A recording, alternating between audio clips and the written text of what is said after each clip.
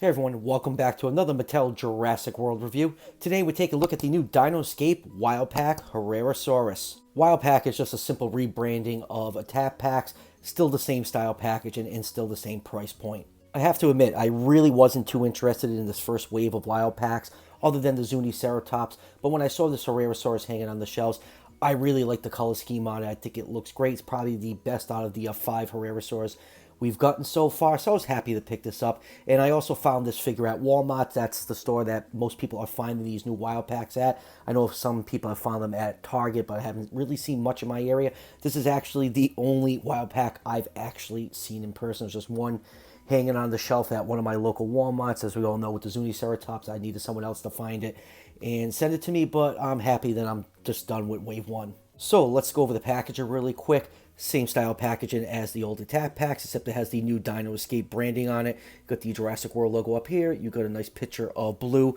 You got the busted up paddock fences in the background. And turn the figure over. You can see the other figures available in Wave 1. The Herrerasaurus, Dimorphodon, previously reviewed Zuniceratops, and the Draco Rex. These are the only two that I'll be reviewing from this wave. I really have no interest in adding another Draco Rex or Dimorphodon to my collection. So that will do it for the packaging. Let's crack this figure open and take a closer look. Alright, let's start on this 360-degree view of the new Herrerasaurus. Like I said, we've seen this mold 5 times so far in the line, but I think this paint scheme is the best looking so far on this species. I know in my last couple reviews I've been complaining about Mattel going back to two-tone color scheme where it's just a base plastic and just one paint app, but thankfully this figure has multiple paint apps on it. The main body is a dark gray color. You have white stripes along the back, and you have a nice peach color marking along the side of the head, and that lower jaw is also cast in peach plastic. I think it's a really nice looking color scheme. Kind of reminds me a little bit of the gray Sinoceratops with the color palette selection on here, but I really do like it. Like I said, I really wasn't interested in most of the figures in Wave 1, but when I saw this Herrerasaurus in person, I really liked the color scheme. It just popped to me, and I had to pick it up. Alright, let's just do a couple of quick measurements. This figure, if you measure along the curve of the tail, is just about 7 inches long, and it's just about 3.5 inches tall to the top of the head. So Herrerasaurus had some varying size lengths. Some of the larger specimens were around 20 feet long, and there were some mid-sized specimens around 10 feet long. So with those size estimations, I'll put this figure somewhere in the 117 to the 134 scale range, but I'm just going to consider this a 10-foot long specimen because it fits much better in the scale with the rest of the line at that 117 scale. All right, let's zoom and take a look at some of the finer details on this figure, starting with the head. Now, the head shape is totally wrong for a Herrerasaurus. It should be a little bit shorter, a little bit more boxy, but I do enjoy like the retro vintage dinosaur vibe that this figure does give off. So zooming in on the head, you can see that nice peach color marking along the side. The lower jaw is also cast in that peach plastic. The teeth are painted a yellowish color, and you do have a little bit of peach paint for underneath the throat right here. And the eye is actually painted orange. It blends very well with the peach coloring, but it is painted a different color. And look at that, the pupil is actually painted black. That was another issue I had with the last couple figures I reviewed, just the pupil is just not painted. It's just the base plastic underneath is the pupil color, so it's nice to see that they painted the eye and also painted the pupil. Opening up the mouth, you can see inside that the tongue and gums are painted a nice red color. Looking at the top of the head, you can see a lot of nice fine scale detail. You got some couple spikes popping up along the neck. You can see those white paint stripes are nicely painted on here. You even have the paint stripes painted on the hinge right here, which is a nice touch. Sometimes they won't paint it on there, but it's nice so you can just line it up with the stripes over the shoulders to get the head in its correct position. And then going down to the arms, arms have nice muscle detail on them. It has 4 fingers. The hand claws are not painted in, which is pretty typical for most figures in the line. Going down to the body, you can see more of those white stripes, and you have a couple more spikes popping up right above the hip region. And then going down to the hind legs, you can see more nice scale detail and muscle definition. Going down to the feet, feet are a little bit oversized, but it helps greatly with stability. The toe claws also are not painted in.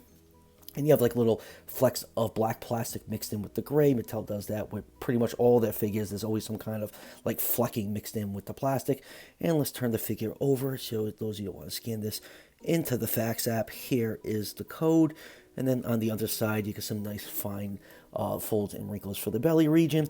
Going down to the tail, look at that. The tail is actually painted. You know, it's another hit or miss thing with Mattel if they want to paint the tails of their figures. A lot of times they want to stop right about here, and the rest of the figure looks very barren. So I'm happy to see that the tail is also painted in.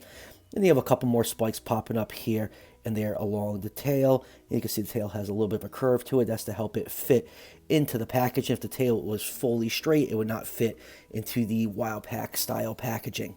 Moving on to articulation, this guy has some decent articulation. The jaw can close completely flush and it can open up pretty wide. You do have a joint on the head right here, so it can look up that far and it can look down that far. And I really like that hinge joint. I wish more attack pack figures actually had that on here. It will help a lot with posability. I mean, I would just wish one day to just go to a ball joint so we can get, you know, full 360-degree movement with the head, but I will settle for this hinge joint for now. Going down to the arms, they can move backwards. They can move forwards. They actually do 360 degrees.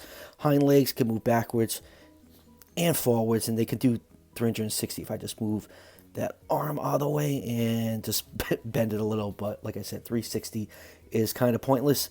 And now going down the tail, another pointless articulation joint. It just really doesn't do much.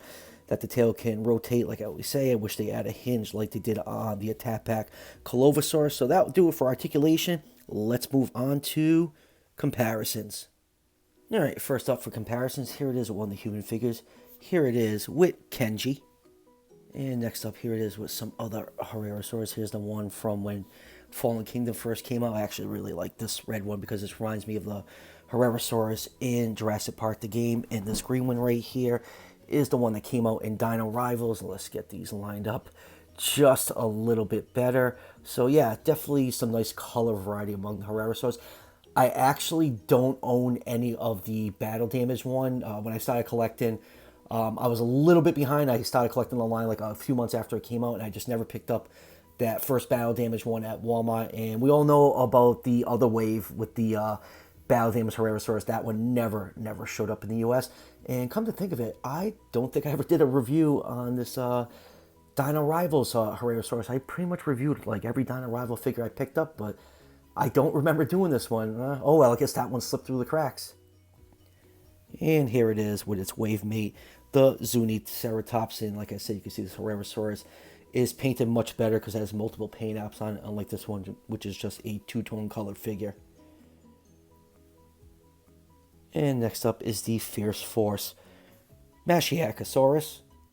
And next up, here it is with the Soundstrike Sinoceratops. And as you can see, I think the color schemes are very similar to each other, which I just think is kind of cool. And lastly, here it is with the Mega Destroyer Carcharodontosaurus. So final thoughts on this new Herrerasaurus. I'm glad I picked it up. I really like how the paint scheme came out on it. I like that retro vintage dinosaur vibe that this figure gives off. And I'm always happy to add another Herrerasaurus to my collection. So yeah, happy with my pickup.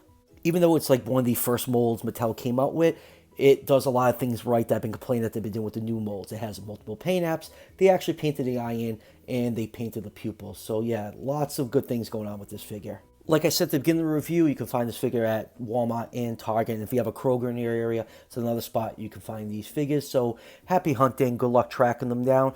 So this is the last new Jurassic World figure I have to review until like Wave 2 stuff starts showing up probably in the next few weeks. So as always, if you're enjoying the content on this channel, show your support by hitting that subscription button just below the video.